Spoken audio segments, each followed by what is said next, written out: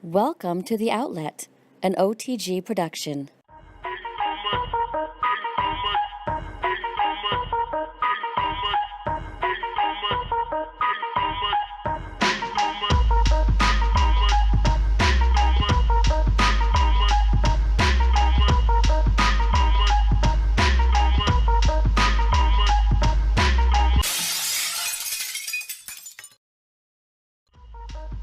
Welcome to the NBA Outlet, presented by OTGBasketball.com. Be sure to subscribe to us on iTunes, SoundCloud, and YouTube. I'm your host, Nick Fay. With me tonight, John Aiello. What's up, John?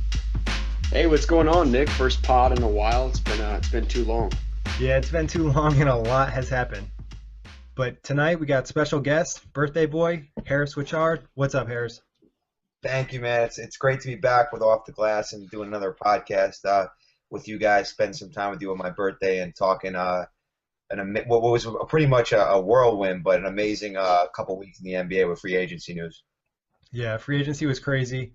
But let's talk about the biggest move in them all. KD going from OKC to Golden State. What's your thoughts, reactions? How do you feel about this? Man, when I first heard the news, when they, one thing I learned is to never doubt Adrian Wojnarowski. When he first reported back around the All-Star break that, KD was interested, I kind of took it with a grain of salt, but then I was also like, man, this guy doesn't report BS, everything he reports is pretty credible. And so then when I got that update, that Bleacher Report update saying that he went to Golden State, I was as an NBA fan, I don't want to sound kind of cheesy or anything like that, but I was kind of heartbroken just because you want to see. It's tough seeing a guy join the best team, but I think my initial reaction is that maybe KD's with a foot injury, maybe he's a little worried about his long-term health and he wants to play in the NBA as long as possible. Maybe he's tired of carrying the load. Probably a combination of things, but nonetheless, it's a little sad to see it happen. I've come around a little bit. I think it could be good for the NBA, to have that villain, but I guess we'll see how it plays out. Yeah, I mean, personally, I was definitely disappointed with Durant going to a team after, you should have beat them in the Western Conference Finals. I just wasn't a fan of the move. I feel like Kevin Durant probably could have been, one of the all-time greats, but this kind of takes any possibility of that happening out. What are your thoughts, Harris? Well, initially I was obviously shocked to hear that someone who we consider one of the top three players in the game joining a 73-win team that had just, like you guys said, eliminated him from the playoffs. But at the same time, is it that different from LeBron in 2010? And he'll probably still go down as an all-time great. I know the circumstances obviously are a bit different, but at the same time, Dwayne Wade, probably a top 5-7 guy at that time. Bosh was like a top 10 player at that time. And then LeBron James leaving Cleveland to go to Miami. So I draw parallels in that situation. LeBron kind of made it out as the good guy. I know he went back home, but I think if the Thunder had beaten the Warriors in the Western Conference Finals and then the Thunder lost to the Cavs, this would have been received a little bit better. I think it's the fact that they lost to them in the Western Conference Finals that has everybody in an uproar and why people are so critical of him. But I think we always knew he wasn't much of an alpha dog anyway. I mean, with Westbrook on his team taking 30 shots a game, when you're the best scorer on the planet, which I think Durant is, I think we saw some of this in him, that lack of killer mentality and step on your throat when he kind of defers to Westbrook at times. So I'm not as critical as most people are. I know he wants to win. I know he wants that's the most important thing. It's a little strange that he would go there when they're already probably one of the best offenses, if not one of the best offense of all time. But I think we've seen this before in the NBA. It just comes at a very weird time, and he's going to get criticized for it. Well, what do you think? How long do you think he's going to stay in Golden State? Do you think he'll go back to another team? I mean, I would have probably liked him, like you said, go. I was okay with him leaving OKC. Maybe he went to Boston or something. Thought that would have been okay. But do you see him leaving Golden State? Yeah, I think he wants to just get a couple titles under his belt. I mean, look, this is one of the better talents we've seen in the last 25 years in the association. So I think he put the number one. I know, listen, this is the number one priority is rings. I mean, I know it's a lot of people look at it as the easy way out. He flipped it and said, listen, getting out of Oklahoma City, getting out of my comfort zone, listen, he's going to get highly criticized. Like you said, he's the villain now. They can't get better than 73. They're not going to win 73 games, I don't think. I think they'll be between 68 and 70. They'll blow some teams out by 40, 50 points probably, and some games will be over at halftime. But it's not going to be easy just to slide him in there and expect this offense to be 77-5 and click on all cylinders. I don't think it's that easy. But I think he's going to stay there short term. What's the deal? How many years was the deal again? He signed a 2-year deal, right? It's a 1+1. I'm pretty sure 1+1. I want to say it's 50-something million. Right. So I think it's short term. I think they win a title, maybe 2. But he's not going to spend the rest of his career there. I don't know what you guys think, but I don't see that happen. Yeah, I kind of sympathize with you. I'd be surprised if he stayed there for he's what, 20? I think he's 27. Right. I'd be surprised if he stayed there for another 8 to 10 years. But yeah, I could see him staying for 3 years, 4 years, get 2 to 3 titles, and then go elsewhere. It's just hard to believe. Honestly, I think it depends. A lot of it depends on Steph Curry's health. But like you said, it's a different team. They're going to be fine. It's kind of like it's the same thing happened when LeBron went to Miami, where people kind of said, oh, but they still have to fill out all this cap. They have no cap. They got to fill it up with all these players. Who's going to want to go there inside? But the thing is, people don't care. They want to be a part of something special, and that's what they're going to. That's how they got Zaza Pachulia for $2 million, and they got Andrews Nevarija. They're getting quality players. Losing Bogut hurts. Losing Azili hurts. Losing Barnes hurts. But obviously, filling that void with KD is a big improvement. But it's not going to be a smooth transition. Barbossa's gone too. Barbosa. Yeah. So. And he played a big role in the finals as well. So yeah, but they have some good young players. It'll be interesting to see how they bring on Kevon Looney and Damian Jones from Vanderbilt. They got that kid. God, he played pretty well in the summer league. I can't remember his name, but they got some good players. Yeah, no, I agree. I just think that for people to think that they won 73 games, slide in one of the best players in the league. I know it took the Heat some time to get going that first year. Listen, they're the most talented team in the league and the odds-on favorite to win it all. But I see both sides of it. I don't think it's a punk move. Stephen A. Smith will exaggerate and say, hey, this guy's a punk for doing this. Listen, the guy, he really wants to win a title. He wants to be part of something special. It's different than the Heat thing, but to me it's not that different. And LeBron is going to be considered one of the all-time greats, if not the all-time great player in this game. So I still think Durant has some time, and he'll probably be the leading scorer on that team, in my opinion. I think he's going to slide in to eventually be the offensive leader because he's probably a better offensive player than Curry. Curry he had an amazing offensive season and shot the ball from deep. But if you were to give me a guy in a one-on-one situation, ISO situation, post-up situation, Durant, is probably the most talented offensive player in the league. Yeah, well, I definitely agree with that. But talking about the Heat, they lost a big name this summer. Dwayne Wade takes his talents back to Chicago, where he's from, the Windy City. What do you guys think about this move? Man, my initial reaction is it's kind of a head scratcher for Chicago. I like the move of getting rid of D Rose. You get Jerry Grant, who looks like he could be a capable NBA player. He's not going to be a starter, I don't think, but he could be a solid backup point guard. And you get Robin Lopez, who's a solid starting center on a reasonable salary. And then all of a sudden they signed Rondo, which I'm like, all right, he's a big personality. Jimmy Butler's gotten some heat recently for being somewhat of a big personality in the locker room.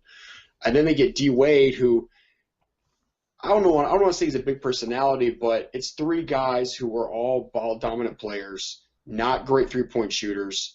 They really only have 2 good 3-point shooters on the roster right now, and that's McDermott and Mirotic. So my initial reaction is this team can probably get to the basket, but how are they going to feel playing off the ball? Wade has some experience being in Miami with LeBron. He had to get used to it there, but this is totally different. He's not playing with LeBron anymore. He's playing with Rondo and obviously in Jimmy Butler, who are two good players. But I think they have the capabilities to be a really good defensive team if Rondo can play like he did with Boston. But I just feel like this team is going to struggle offensively because they have no shooting in an era where shooting is so dominant. So.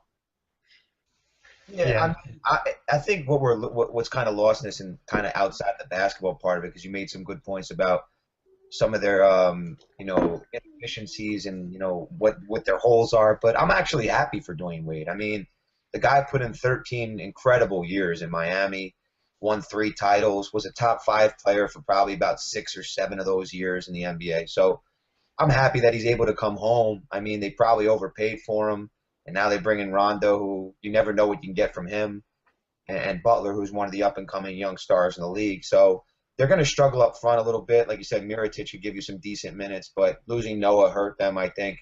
And now Gasol goes to San Antonio. So I mean, I think they'll struggle to be a top. I think they could maybe fight their way into the playoffs just on, sheer talent alone with those two guys and Wade and Butler. But if Wade is healthy, I'm happy for him that he'll be able to play in his hometown, and he looked up to Michael, looked up to the Bulls. So if anything else, I'm happy for a guy who's given it his all. He's been banged up in his career, but heck of an NBA career so far for Wade. I'm happy that he gets to go back home. Yeah, it's nice for Dwayne Wade. The Heat kind of disrespected him. I think the first report was that they offered him $10 million a year annually, and they were focusing a lot on Hassan Whiteside, so I don't think he was very happy about that. For the Bulls, it's a weird combination of players. I think they kind of know that they're not going to contend, so maybe just getting the star name in Dwayne Wade, bringing him back to his hometown kind of adds excitement to the team. But I'm most likely to see them get into the playoffs and knocked out in the first round.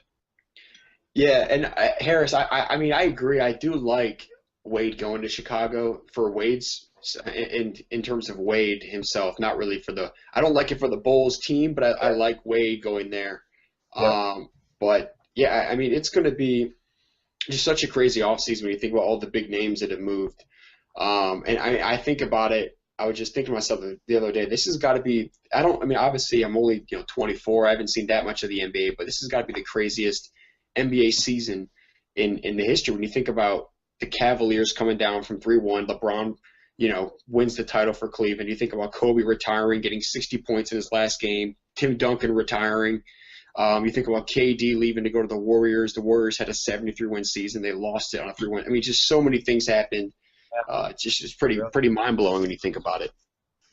Well, you just look at that last night in the regular season. I mean, you have arguably a top 10 player of all time with taking 50 shots in his final game against a team that if the Rockets had lost that night, were going to try to fight their way in the playoffs. People don't realize that game didn't mean anything for Utah, but it could have. And then the same night, the Warriors go out and win their 73rd game. Just that night alone, like one of the better final regular season nights, not to mention what happened in the playoffs, what's happened in the offseason. So free agency definitely spices things up. I mean, I know all these guys, these old timers could say whatever they want about I wouldn't team up with this guy, I wouldn't team up with this guy. But man, that could add some life and years onto your career. It can make your family's lives easier. It can make you some more money. I don't buy some of it. I mean, I think if free agency was around, some of these guys would be moving around. And don't act like Magic Johnson didn't have Hall of Famers. Larry Bird didn't play with Hall of Famers. It bothers me sometimes when these guys are very critical of our new age players, because I think if they had the opportunity, they may have made some of those moves too. I don't know how you guys feel about that, but Yeah, no, I definitely agree with you, Harris. I think they kind of just hating a little bit on the players. If they had the opportunity, they might have done the same thing. So I kind of just ignore all the talk. yeah, it's a lot. Yeah, one thing I wanted to add to that. I think you're spot on, but I think a big reason why none of this happened before and I think the NBA was trying to prevent something like this happening was the salary cap. Even when MJ was making $33 million or whatever, when he was the highest paid player in the league, the salary cap wasn't $94 million. So it kind of prevented it. I mean, it wasn't even possible because you weren't going to have guys even taking pay cuts. That wasn't going to happen back then for guys to take a pay cut to make like $2 million or it wasn't going to happen. So now with the salary cap being as high as it is, it allows stuff like that to happen. I mean, I think the NBA is going to make some efforts to try and fix that for the future, but it's just kind of a once in a lifetime opportunity here where the salary cap was that high and KD was a free agent, and and then you also think about the Warriors. Steph Curry's on an incredibly cheap deal, so that always helps. Normally he'd be making $30 million or whatever, $28 million, but because he signed on a deal where he was kind of coming off injuries and the Warriors took a chance on him, he's only making like 12 million. I think Iguodala's making more money than him, which is pretty hard to believe. Yeah, and like you said, the cap jumped so much in 1 year, so it makes a huge difference. And things just fell right for the Warriors in that aspect of being able to sign Durant. In most cases, they would have had to do a lot more player movement. if they really wanted to, probably in the past they would have had to move a guy or two that had more value than the guys they lost. Exactly. Yep. But on to our next segment. There's so much going on free agency, we can't touch on everything, so we're going to have a little fun with a word association. I'm going to name a word, and you guys are going to give me the first team or signing that comes to mind. Start off, winner. I mean, the obvious winner, I'm not going to say. I chose to go with something different here. But my winner is Harrison Barnes. You think about it, yeah, he was going to get matched, but he would have stayed in Golden State. And if assuming KD didn't go there, he was going to stay. They were going to match him without question. So it's good for him that he gets to leave. I think he gets a real chance to showcase his skills. Being in Golden State, he was always going to be the fourth wheel. Actually, probably the fifth wheel when you think about Iguodala. So I think him going to Dallas and signing for $94 million, it's a little steep, in my opinion, of a price range. I guess not considering what everybody else was getting, but I think he's in a really good position. He's in a great franchise where he can. He's the guy where he came out of high school. Everybody was in love with him. Thought he was gonna be the next Jordan. He kind of just hasn't been that kind of talent, but we'll see what he can do when he has a chance to shine in Dallas. Yeah, it's a great opportunity for Harrison Barnes in Dallas. He kind of, like you said, he gets to showcase his talents and we get to see how good Harrison Barnes really is. My winner, it's the Knicks and Sasha Vujacic for the one. No, I'm just kidding. Oh God. I'm gonna go with Paul Gasol in San Antonio. I think it's a no-brainer. I think with Duncan retiring and to get a guy who, let's not say he's on the same level as Tim, but understands that offense, and he's just such a perfect fit for their motion, and to slide next to Aldridge and play alongside Leonard, and I think with Ginobili and then Parker coming back with Pop, I think they're going to be right there. They're the second best team in the West. I don't think it's close, and I think that's a big win for them to have him in the high post, and he could pass, and we know what he could do on the block when he touches it. So I think that's a huge win for the San Antonio Spurs to try to keep pace with the Warriors in the West. Yeah, I thought that was a great move by the Spurs. It kind of went under the radar as well.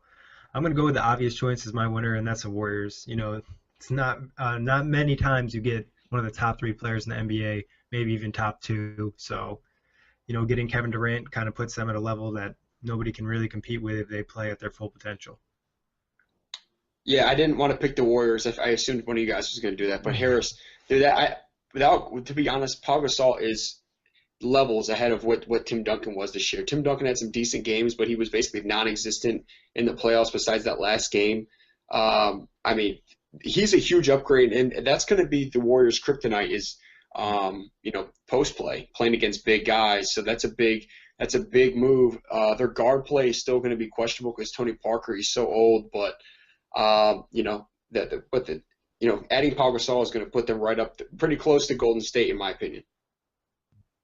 I agree. I think that I don't know if you'll see exactly what you saw last year with both teams playing near that 70-win pace, but it wouldn't surprise me because that could be a real shot in the arm for the Spurs. I think people don't realize how good Paul Gasol was. Maybe not this year, but the year before. And I think he probably takes real good care of himself. He looks like, he's a true professional. People forget he's a two-time champion with Kobe in LA. So I think Gasol gives the Spurs a real shot in the arm and keeps them probably a 60, 65 win team plus. All right, enough talking about the winner. Loser. My loser is the Washington Wizards for a multitude of reasons, and the first being that there was this talk for the past 2 or 3 years that they were going to get Durant, that Durant was coming home, and they didn't even get a meeting with him. That basically shows you where the Washington Wizards franchise is at this current point. And then another reason is I don't fault them for signing Bradley Beal. I felt like they almost had to do it because he has such high upside, but obviously he's been hurt so much that you're paying $130 million or whatever to him that it just seems like every other game he's having some random fluke injury that puts him out for 2 weeks. So based off those 2 points, I think they're the loser of the offseason, but you never know. Bradley Beal could turn out to be. I mean, Steph Curry also had a lot of injuries in the beginning of his career. So if Beal turns out to have a healthy career, then nobody's saying any of this stuff. Yeah, but like you said, they're kind of forced to re-sign Beal because they couldn't get any other talent. Nobody else was coming to them. They couldn't even get the meeting with Kevin Durant, so they had no other option. And they're probably not going to get the most out of John Wall until they get some more talent on that team.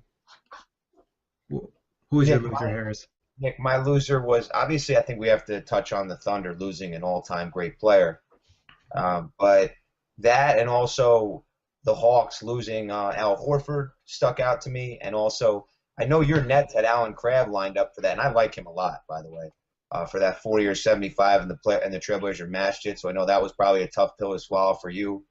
But I think we have to touch on. I mean, it's the obvious one is the Thunder, but I mean maybe Westbrook will lead that group, and they could make a run still. But I don't see how we don't touch on losing possibly an all-time great, definitely a Hall of Famer, first ballot, and a top 3 player in the game. And then I look at the Hawks losing Horford in the middle. I think that's going to hurt them also. Yeah, no, losing Durant, I think that's an obvious choice. Choice is OKC because to lose Durant, and there's definitely a possibility that they're going to lose Westbrook, maybe trade him or lose him in free agency next year. And like you said, losing Horford definitely is tough. You're bringing Dwight, but Horford gives you a different element that Dwight doesn't have. Yeah, Dwight's going to kill that. I mean, I don't know how you guys feel. I'm just anti-Dwight. I think he's going to. I mean, maybe in a new situation. I mean, I don't know if you consider them a winner. Maybe it's a draw, but I think Dwight Howard in that situation is going to go from. And Atlanta was a perennial playoff team, and I think they might take a step back. Yeah, no, I think the Thunder losing Durant was obviously, I mean, seemed like everybody thought it was pretty much written in the cards that he was going to stay with OKC for at least this year and probably for the rest of his career or whatever. But so that's heartbreaking. But seeing them with Oladipo, I thought that trade with Ibaka was a great move because they get Oladipo on a rookie deal. They get Sabonis, who was a rookie, who was a good young talent.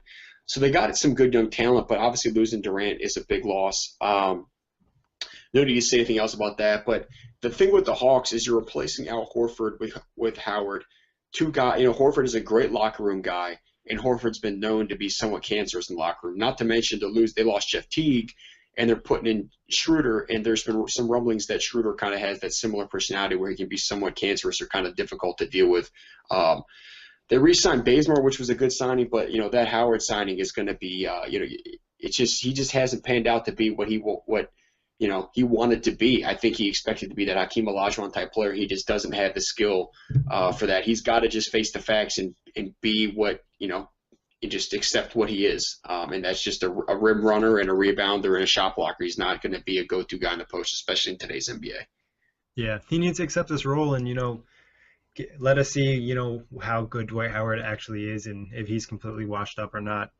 I'm going to go with a surprising team that I thought is a loser, and it's not going to be based off of this season, but they're going to have so much money locked up in these 3 positions, and that's the Portland Trailblazers. Harris mentioned how the Nets offered Alan Crabb the offer sheet, so the Blazers decided to match. They also signed Evan Turner for 4 years, $70 million. So Crabb 4 years, $75 million. Then Dame's maxed out, and next year C.J. McCollum's a restricted free agent.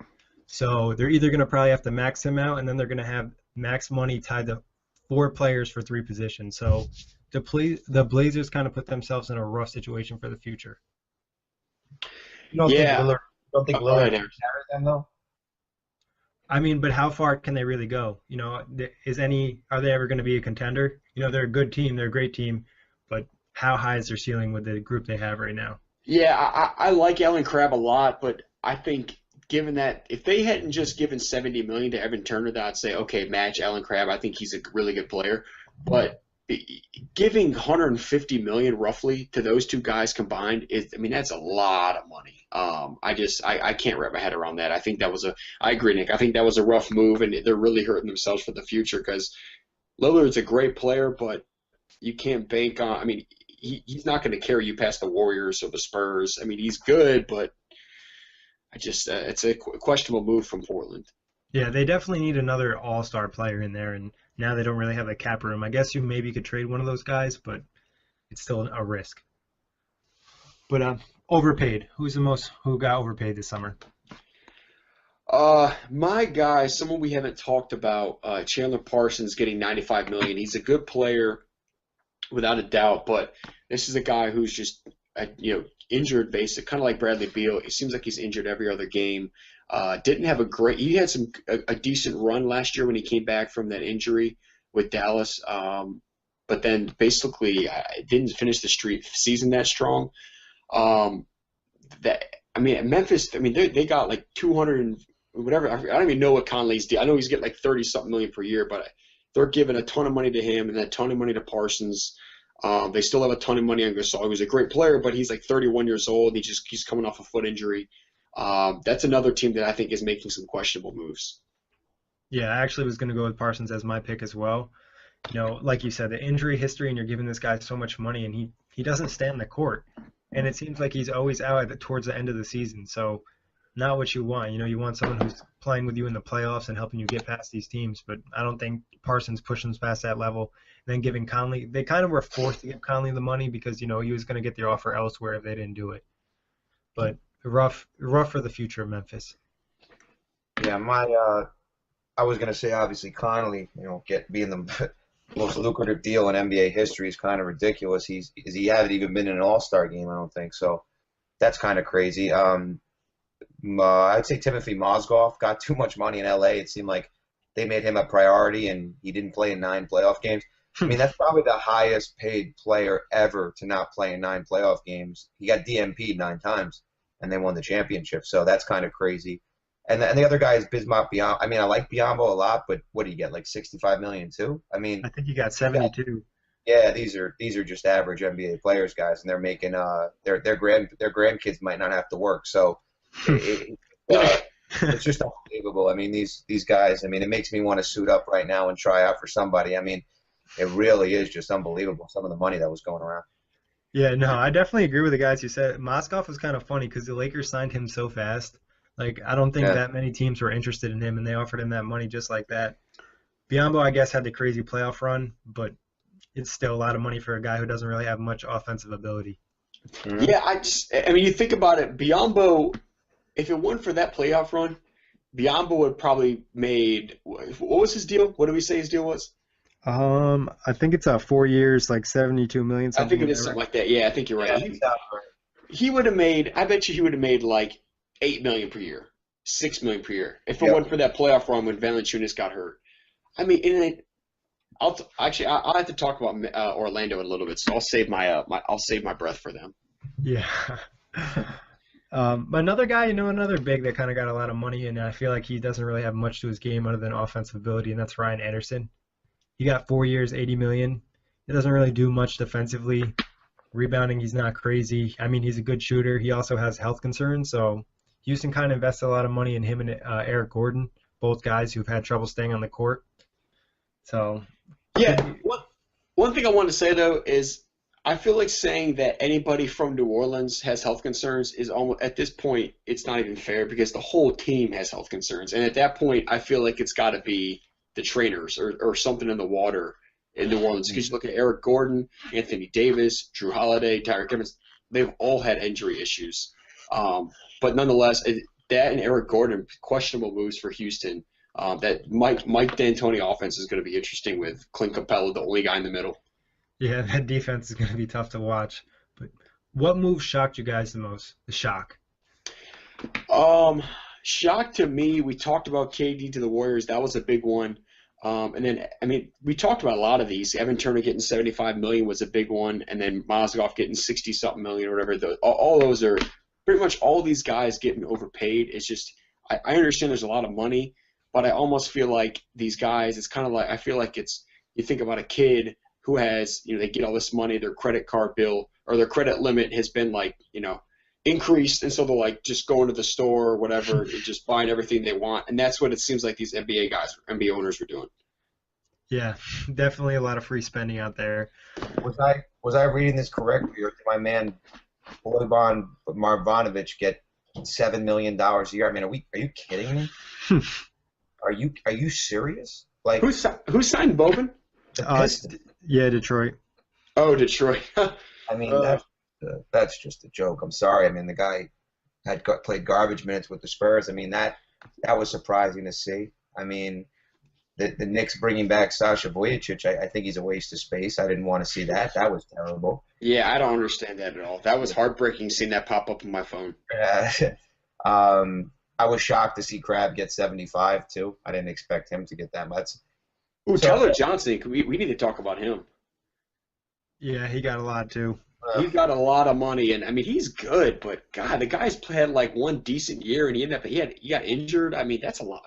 He got like 50 million or something, or 60 million, something Yeah, crazy. 4 years, 50 million, I think. I Evan mean, Fournier got way too much. Evan Fournier got a lot too. See, I look at Fournier, and that to me, that's one of the more reasonable deals. He's pretty young. He's a great shooter, decent defender, can get to the rim. That to me makes more sense than some of these other deals that we've seen. I really Yeah. liked him with He's Orlando. a little small. He's usually like, I don't know how tall he is. He just seems to be like, I know he's a decent defender, but I feel like every time we turn on a Magic game, the shooting guard's scoring 25 a game on them. I don't know. I like him as a player. I just didn't think, what is he making, like $20 million a year or something to that effect? I think that's got to be what, like 17 million per year. Yeah, probably something like Something that. like that. Yeah, that's a little bit much. Yeah, like you said, he's a nice player, but what did didn't Mahimi make some good money too? I mean, he made a lot of money. Yeah. he's Washington actually signed him. And Yeah. he's gonna be a backup to Gortat. Yeah, that's I'm like, what is Washington doing? I mean, it's not like Gortata's a free agent after this year. He's signed for like 3 more years. And he's done well with John Wall, so. Yeah, I mean, I don't understand. My Yeah. shock move, though, we talked about it a little bit. I was shocked Dwayne Wade left Miami. Mhm. I did not think he was leaving. I thought it was just like a lot of media that, that he possibly was leaving, and then next thing you know, he's signing with Chicago. That was kind of crazy. I expected him to probably play his whole career there. Yeah, every year it seems like D Wade. It's like, oh, D Wade wants more money, blah blah blah, and then the Heat end up coughing up the dough and he stays. But this year, I think he was really offended by the original offer they gave him, and I think they ended up offering him 20 million, right? Yeah, they did. They offered him. I think if they would have offered him 18 million, 17 million off the bat, I think he would have stayed. But because they lowballed him with that like $10 million offer, and D Wade's seen all this money that like Evan Turner's getting, that Mozgov's getting, he was pretty offended, and I don't think he wanted. I think he really wanted to stick it to Pat Riley. It's unfortunate the Knicks had their cap filled up because I think he would have loved to go to New York. Phil Jackson and Riley have that notable feud. Yeah, I don't know how you guys felt, but I thought Duncan was going to come back for another year, so that was kind of shocking to see also.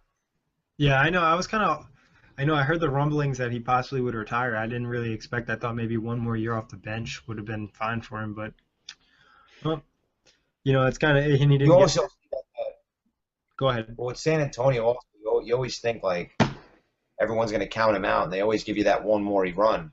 So it's almost like you never thought these guys would die. It's almost like they have this, immortal feel to them that. So it's just whatever they're drinking over there keeps them young. And Tim Duncan, outside of that playoff push last year, was looking relatively young. So it's just, I know eventually that run's going to come to an end, but maybe not with Aldridge and Leonard there. But people don't realize how impressive that run of 50 wins or more has been. I think since Popovich's second season, I think it's almost what the streak is at, something like 16 or 17 years in a row of 50 straight wins. I mean, the Knicks have done that once in the last 17 years. So Yeah, don't remind me. yeah, so to think about that every year is unbelievable consistency, and hats off to an amazing Hall of Fame career, and a guy who's done it the right way, out of the media spotlight, doesn't have to dress flashy, not a flashy guy, black and white, come do my job, bring my lunchbox, and he's a great role model for younger players. Yeah, a great career for Tim Duncan. Who got the steal at NBA free agency? Well, I had to shout out my Knicks in one move, and so my steal is getting Brandon Jennings for $5 million. Oh, I feel like, I mean, Jennings, yeah, I get he's coming off an Achilles tear, but he's still pretty young. I think he's 27. I mean, he didn't have a great year with Orlando or Detroit, but like I said, he was coming off an Achilles tear. I mean, he was looking really good with Detroit a couple years ago before he got hurt. And I think $5 million to take a chance on a guy like that, I think is a really good move. He really wants to be in the spotlight. I think he wants to prove that he can be a starting point guard in the NBA, and I think being a backup in New York is a great chance for him to shine. Yeah, I was definitely surprised he only got $5 million.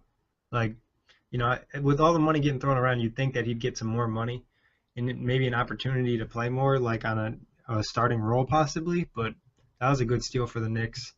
And like you said, he was playing great before the Achilles injury, and it gives you good insurance if Derrick Rose possibly gets hurt.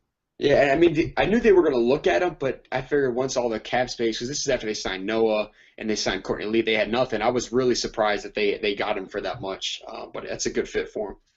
Does anybody remember Brandon Jennings actually played a year in Italy before starting his NBA career? So coming in that 2009 draft, I believe that was the year the Knicks took Jordan Hill, and then Yeah.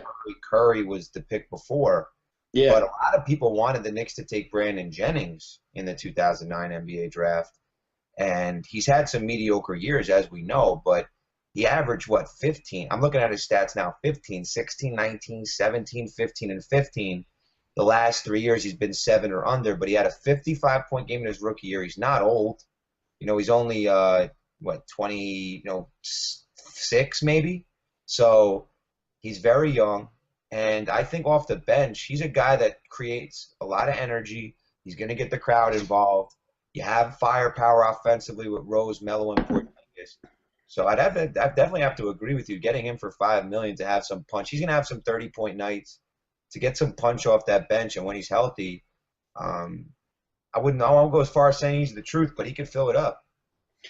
yeah. I mean, I think off the bat, you gotta include him in your thing. If you were to say top 5 candidates for Sixth Man of the Year, I think he's got to be up there just based off who the Knicks have on their bench, which is basically nobody. I think he's gonna be the go-to scorer off the bench. I think if you were to pick 5 guys, he would be up there.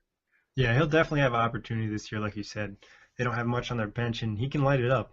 He could probably win them a few games on his own if he gets hot and he stays healthy.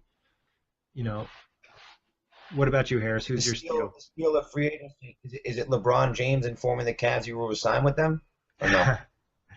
I mean, LeBron coming back?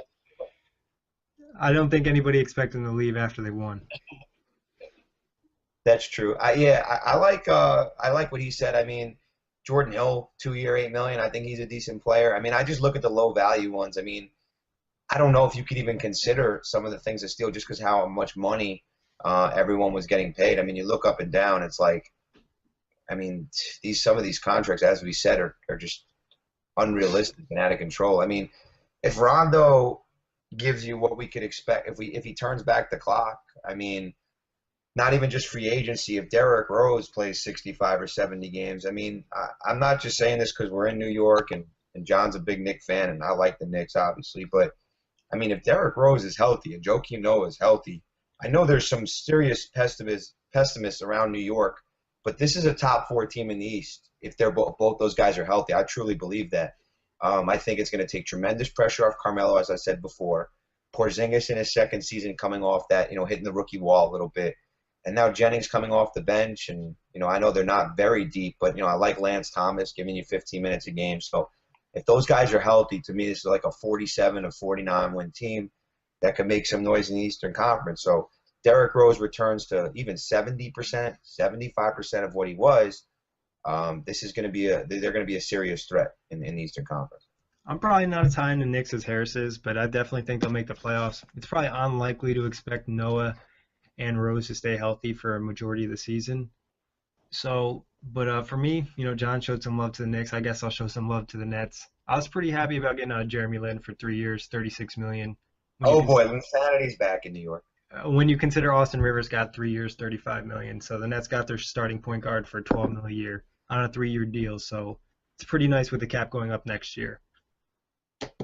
Yeah, it's just amazing that in 2012 when he was on the bench and he was sleeping on Landry Fields' couch, and now on Off the Glass podcast in 2016 in July, he's a steal at $12 million a year. It's kind of crazy how that can happen.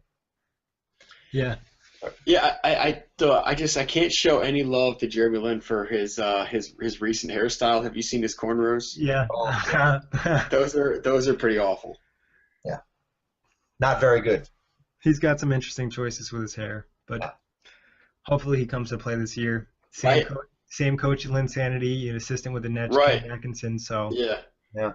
I was talking to my friend about his hair, and my friend goes, "Well, it's better than the Hawaiian punch hair he had last season." The Hawaiian punch guy with his hair straight up, and Lynn was rocking that Oh man. Unbelievable. Yeah.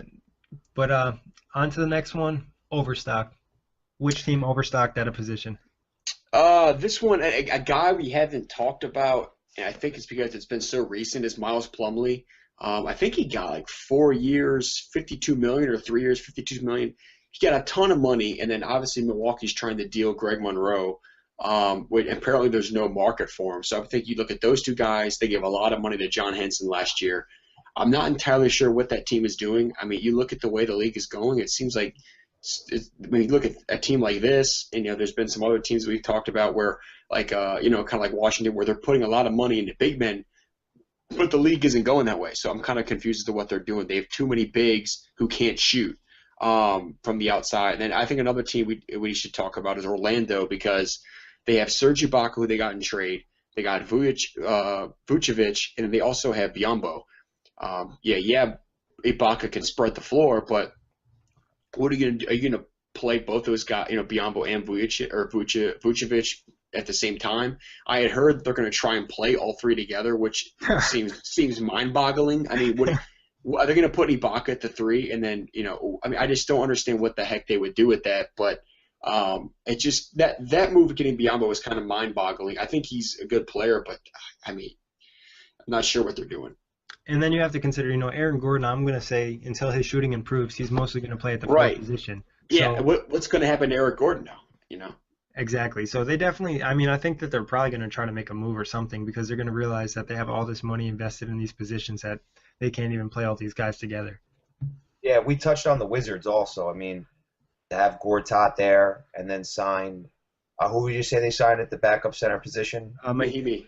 Right, Mahimi, which it doesn't really make much sense. And then the other one we spoke about with the I think the Heat also. I mean, who is the Heat's three right now? Are they gonna put Jimmy Butler at the three? I think he's a true two. Wade's a true two. I think they're overcrowded in the backcourt also. I mean, I think they struggle. I mean, where are they gonna spread those minutes out? I think it's kind of tough to ask Jimmy Butler. I mean, he's a good defender and he could guard some threes, but I think they're gonna struggle a little bit with their size from 1 through 3. Yeah, that's an interesting point too. And consider that there's only one ball, and all three of those guys like to have the ball, so that could definitely hurt the Bulls. Yeah, I mean, the Bulls, I'm assuming their starting lineup is going to be Rondo, Wade, and Butler, because I don't think – I mean, obviously Butler and Wade aren't coming off the bench, and I don't think Rondo wants to come off the bench. Not to mention the Bulls don't really have a capable backup point guard, or I guess a capable starting point guard other than Rondo. I mean, I'm assuming they'll have to start Mirotic to go along with Lopez. They still have Taj Gibson, I think, under one more year, and they'll have McDermott off the bench. But, yeah, that starting lineup's going to be really questionable. A lot of guys who just can't – overstock in the sense that they just have a lot of guys that can't shoot the ball, and they all happen to play the same position.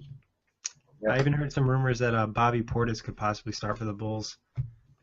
So it'll be interesting to see what happens there. But my pick for the overstock was Orlando too. You have those guys and you can't play them all. You're investing all that money. It just doesn't make much sense. I understand Frank Vogel wants to bring guys in that fits his system. So he got Biyombo, his rim protector, Serge Ibaka, another rim protector. So, I mean, they're going to be a better defensive team, but you can't play Vucevic and Biyombo at the same time. Yep, I agree. Leftovers. What's the best remaining leftover free agent?